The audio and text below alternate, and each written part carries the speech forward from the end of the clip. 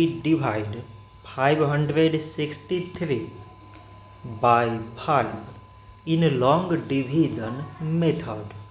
5 times 1 is 5. On subtracting we get 0.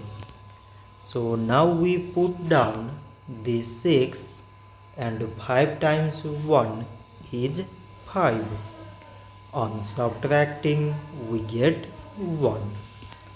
So again we put down this 3 and it is 13. 5 times 2 is 10. On subtracting we get 3. So now we have no any other number to put it down. So we take here decimal so that we put 0.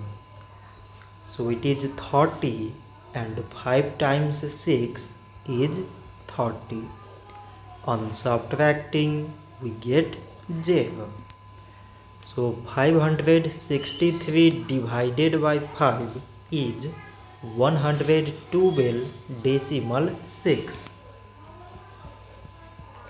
So this much for today and thanks for watching.